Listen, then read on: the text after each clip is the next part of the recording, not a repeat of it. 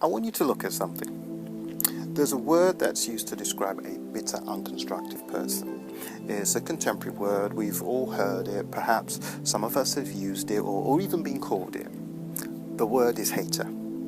Now, essentially, a hater is someone who's nothing constructive to offer, and there are two kinds of haters. There are those who are haters by default and those who are haters by result. Default haters are just negative people. It's not that they can't become better, it's just they don't want to. They prefer to criticize than to create. They're comfortable where they are.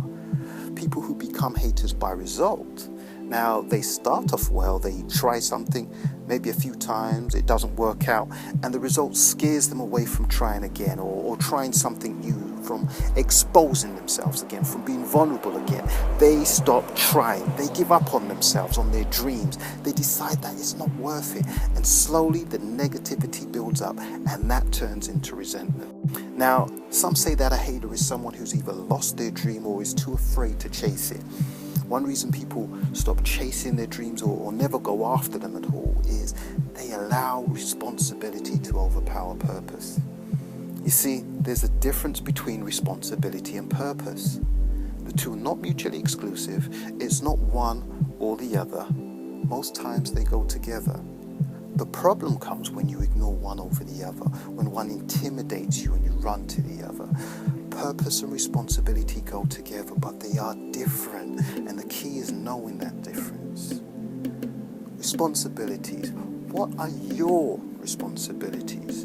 What are the things you've said you'll do that you promise to do? What are the things that bind you to the situation or environment that you've chosen to be a part of? You go to work, you get a paycheck, so it's your responsibility to show up and add value.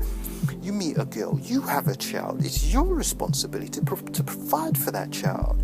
You get into the car, you hit the road, it's your responsibility to follow the traffic laws.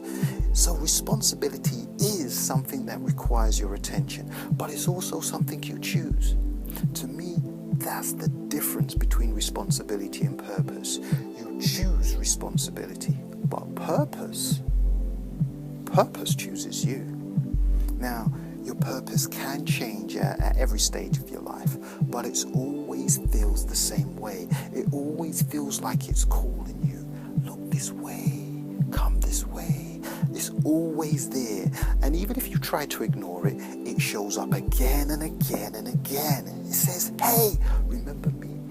I know you haven't thought about me in about 5 years, but I'm still here. Purpose is what you're supposed to do. It's not always obvious, it's not always realistic, but that's the nature of purpose. It doesn't call on you to do something just anyone can do. It's specific to you, something in you that no one else has, something about you that can't be copied.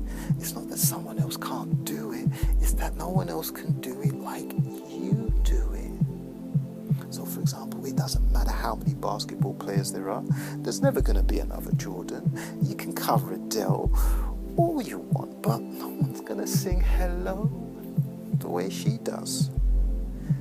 That's what purpose feels like, what it looks like, what it sounds like. You listen to it when you follow it. It makes you feel like you're the one, the only one that can make it happen, the way you see it, the way you feel it, the way you believe it.